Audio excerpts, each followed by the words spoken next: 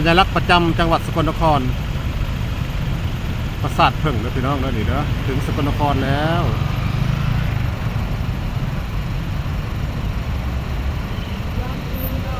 ยายพันเจ้าสิไปซ้ายนี่ว่าเจ้าคือมานั่งอยู่นี่นั่งเศร้าเมื่อยว้าเพื่อเสียฮอดเมืองเป็นไงพี่น้องเดี๋ยวนั่งเศร้าเมื่อยท่าผู้ทางพุ่นกามาเลยไปส้มทั่วพี่น้องทางนั้นมาลูกมาไปเดินทางเดินเราจะไปเที่ยวกันที่เมืองสกลนคร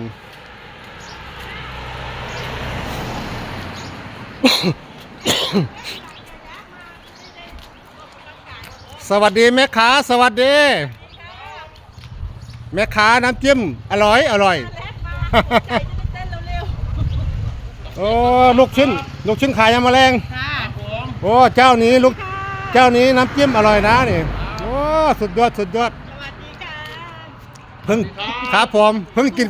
คุณสีซิตี้เพิ่งกินเป็นครั้งแรกจะซื้อมาใส่อ้วนซื้อมาน้ำใจน้อยผมเอากินแมลงเป็นย่างเป็นลูกชิ้นครับเจ้านี่น้ำจิ้มแซ่บเนาะว่าไม่พายากกินก็ขอเชิญเด้อใครผ่านไปผ่านมาแถวตำบลนาเพียงตำบลอุมจานขอเชิญมาอุดหนุนซอยแม่ค้าเด้อน้ำจิ้มลูกชิ้นเพิ่นแซ่บพี่น้องเอ้ย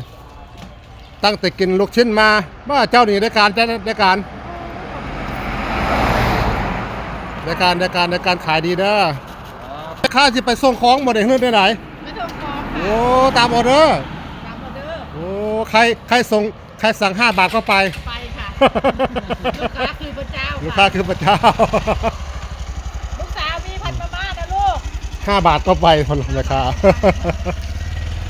ไปขายดีหนาวบ่หนาร้อนเนาะช่วงเช้าเนี่ยระวังตลอดพี่น้องช่วงเช้ารถยนต์รถ6 ล้อ10 ล้อหลายแล้วก็ช่วง4 โมงแรงก็รถลา10 ล้อเป็นตาย่านนะทางมันแคบพี่น้องอันตรายนะนี่มันน่าจะวิ่งสัก20นะอยู่กลางหมู่บ้านนี่โอ้หนาวพันหนาวเนาะที่นี่สกลนครโอ้ขนาดหมู่บ้านเนี่ยพี่น้องมีฮอตATMพี่น้องเอ้ยโพดโพมังม่วงมักแตงส่งเจ้ากระเป๋าขาดลูกค้ามาซื้อของอีกแล้วขายดีโอ้หนูทิพย์เมื่อบ้านเราเอาน้ำมาให้อีกเลยเด้อจาก150วัดนะมาให้เจ้าปลูกไว้วัดก่อนเสียว่านั้นลูกแก้หัวเดียวเดี๋ยวนี้วันถอดเสียบน้ำแล้วผ้ามันที่ออกของค่อยมันคือตายมันปีนี้ตายว่าบ่อันมาทำบ้างฮะตายเสยบ่จักคือกันบ่บัดทันเจ้าไปจะเอามาให้นี่เด้อ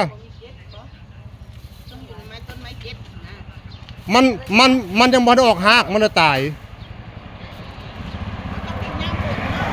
นั่น